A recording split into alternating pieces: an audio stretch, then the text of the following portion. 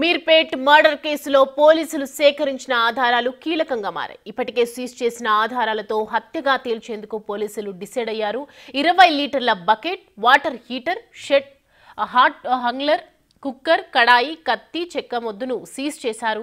ఆధారాలన్నింటిపై finger print, blood samples తీసుకున్నారు. అయితే బ్లూరేస్ technology ద్వారా సేకరించిన DNA, ఇంట్లో ఉపయోగించిన వస్తువుల ద్వారా హత్యకు ఆధారాలుగా చూపిస్తున్నారు. 9 రోజుల తర్వాత పూర్తి స్థాయిలో ఆధారాలు సేకరించారు పోలీసులు. బ్లూరేస్ టెక్నాలజీతో గురుమూర్తి ఇంట్లో సేకరించిన ఆధారాలను విశ్లేషించారు. దీని ఆధారంగానే గురుమూర్తి చేసిన అతి కిరాతకమైన దారుణాన్ని గుర్తించారు. 14వ తేదీ రాత్రి నుంచి 16వ తేదీ రాత్రి వరకు నిందితుడు గురుమూర్తి సెల్ ఫోన్ సిగ్నల్స్, కాల్స్ తో పాటు సీసీ కెమెరాలలో రికార్డు ఫుటేజ్ ను పోలీసులు సేకరించారు.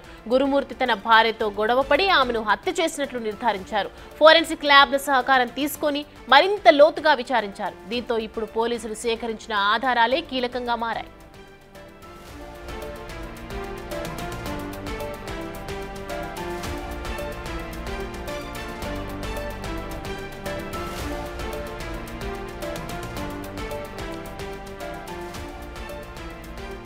మీర్పేట్ మర్డర్ కేసుకు సంబంధించినటువంటి ఆధారాలు పోలీసులు సేకరించారు. ఇప్పుడు అవే కీలకంగా మారాయి. ఇప్పటికే సీజ్ చేసిన ఆధారాలతోనే హత్యగా తేల్చేందుకు పోలీసులు ఇక్కడ డిసైడ్ అయినట్లుగా తెలుస్తుంది. 20 లీటర్ల బకెట్, అలాగే వాటర్ హీటర్, షెడ్ హంగ్లర్, కుక్కర్, కడాయి, కత్తి, చెక్క మొద్దును సీజ్ చేశారు పోలీసులు. ఆధారాలన్నింటిపై ఫింగర్ ప్రింట్, బ్లడ్ శాంపిల్స్ కూడా తీసుకున్నారు. అయితే బ్లూరేస్ టెక్నాలజీ ద్వారా సేకరించినటువంటి DNA, ఇంట్లో ఉపయోగించిన వస్తువుల ద్వారా హత్యకు ఆధారాలుగా చూపిస్తున్నారు పోలీసులు. అయితే 9 రోజుల తర్వాత పూర్తి స్థాయిలో ఆధారాలు సేకరించారు. బ్లూరేస్ టెక్నాలజీతోనే గురుమూర్తి ఇంట్లో సేకరించినటువంటి ఆధారాలను విశ్లేషించారు. దీని ఆధారంగానే గురుమూర్తి చేసిన అతి కిరాతకమైనటువంటి దారుణాన్ని గుర్తించారు. 14వ తేదీ రాత్రి నుంచి 16వ తేదీ రాత్రి వరకు నిందితుడు గురుమూర్తి సెల్ ఫోన్ సిగ్నల్స్ కానీ కాల్స్ తో పాటు ఓవరాల్ సీసీ కెమెరాలో రికార్డ్ అయినటువంటి ఫుటేజ్ ను పోలీసులు సేకరించారు.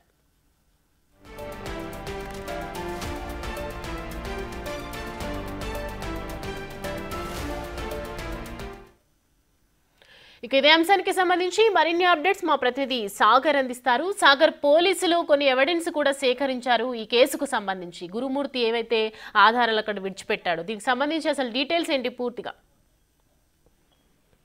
సౌమ్య, రాష్ట్ర వ్యాప్తంగా సంచలనం సృష్టించినటువంటి మీర్పేట వెంకటమాధవి హత్య కేసులో పలు కీలక ఆధారాలు కూడా పోలీసులు సేకరించారు. మనం చూడొచ్చు, దాదాపు వారం రోజులుగా కట్టుకున్న భర్తే గురుమూర్తి హత్య చేశాడని చెప్పి పోలీసుల విచారణలో మొదట చెప్పినటువంటి మొత్తం ఉదంతానికి సంబంధించినటువంటి విషయాలతో పోలీసులే ఆశ్చర్యపోయారు. దానికి సంబంధించిన దర్యాప్తులో కూడా ఆధారాలు పూర్తిగా సేకరించలేకపోయారు. వారం రోజుల పోలీసుల దర్యాప్తులో ఎలాంటి ఆధారాలు సేకరించకపోగా బ్లూరేస్ టెక్నాలజీతో గురుమూర్తి ఇచ్చినటువంటి స్టేట్మెంట్ ఆధారంగా పోలీసులు దర్యాప్తు చేశారు.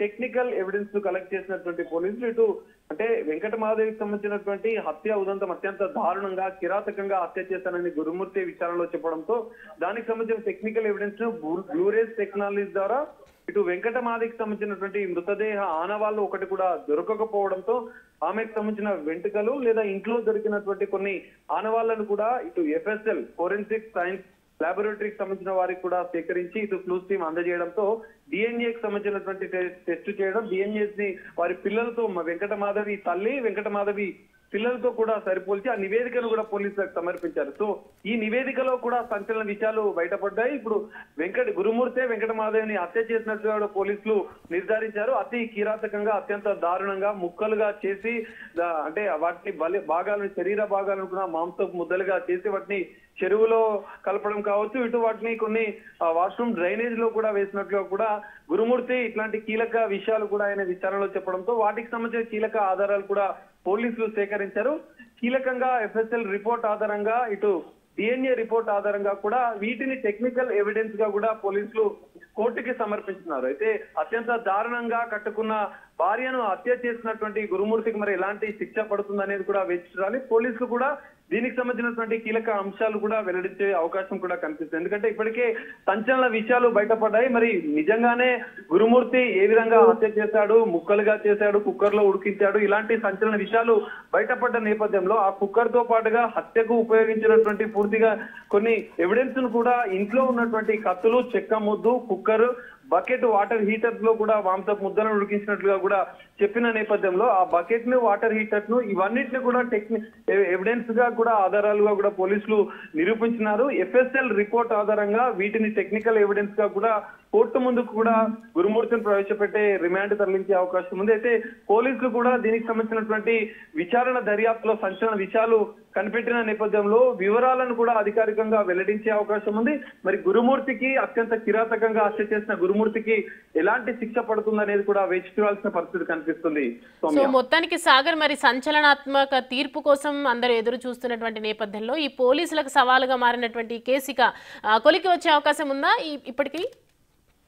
సౌమ్య ఖచ్చితంగా, ఎందుకంటే ఎఫ్ఎస్ఎల్ రిపోర్ట్ ఆధారంగా టెక్నికల్ బ్లూరేజ్ టెక్నాలజీ ద్వారా కొన్ని శాంపిల్స్ సేకరించినటువంటి పోలీసులు ఇటు క్లూస్ టీమ్ కూడా కీలక ఆధారాలు సేకరించింది. ఎందుకంటే ఇప్పటి వరకు ఒక్క ఎవిడెన్స్ కూడా వారం రోజుల దర్యాప్తులో తెలియకపోవడంతో ఇటు క్లూస్ టీమ్ ఎఫ్ఎస్ఎల్ ఇచ్చిన శాంపిల్స్ లో వెంకట మాధవికి సంబంధించినటువంటి శరీరకు సంబంధించినటువంటి ఆనవాళ్ళు కొన్ని అంటే శరీర భాగాలకు సంబంధించిన ఒక tissue, blood samples, hair samples ఈ మూడింటిని ఫోరెన్సిక్ సైన్స్ ల్యాబొరేటరీకి పంపించారు. ఇదే సందర్భంలో డిఎన్ఏ తో మ్యాచ్ చేసాడు. ఎందుకంటే వెంకట మాధవిని నిజంగానే గురుమూర్తి చెప్పిన స్టేట్మెంట్ ఆధారంగానే ఆయన విచారణలో చెప్పినట్లుగా హత్య చేశాడా లేదా ఇంకేమైనా చేశాడా అన్న కోణంలో కూడా పోలీసుల దర్యాప్తు కొనసాగిన నేపథ్యంలో ఇటు ఎఫ్ఎస్ఎల్ కి ఇచ్చిన శాంపిల్స్ లో ఉన్నటువంటి డిఎన్ఏ ఇటు పిల్లల వెంకట మాధవి పిల్లలు వెంకట మాధవి తల్లితో పోల్చి చూసిన నేపథ్యంలో అది సేమ్ గా ఉన్నట్లుగా కూడా పోలీసులు నిర్ధారించారు. ఆ నివేదిక కూడా పోలీసులకు అందింది. ఈ నేపథ్యంలో దీన్ని టెక్నికల్ ఎవిడెన్స్ గా చూపడంలో ఇప్పటి వరకు బాడీకి సంబంధించినటువంటి ఆధారాలు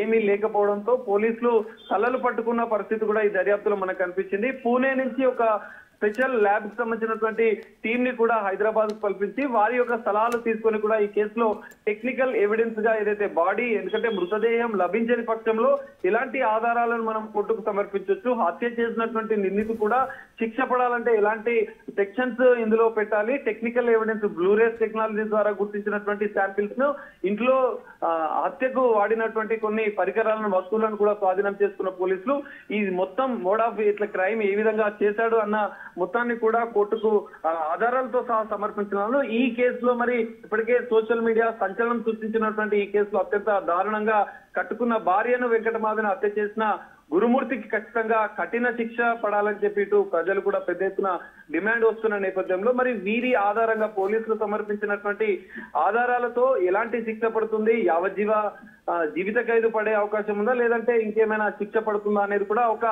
ఆసక్తిగా మారిన పరిస్థితి అయితే మనకు కనిపిస్తుంది. మరి రిమాండ్ తరలించిన అనంతరం కూడా ఈ కేసులో ఎలాంటి పరిణామాలు చోటు చేసుకుంటాయనేది మనం చూడాల్సిన పరిస్థితి అయితే కనిపిస్తుంది. Soumya, thank you for the update Sagar.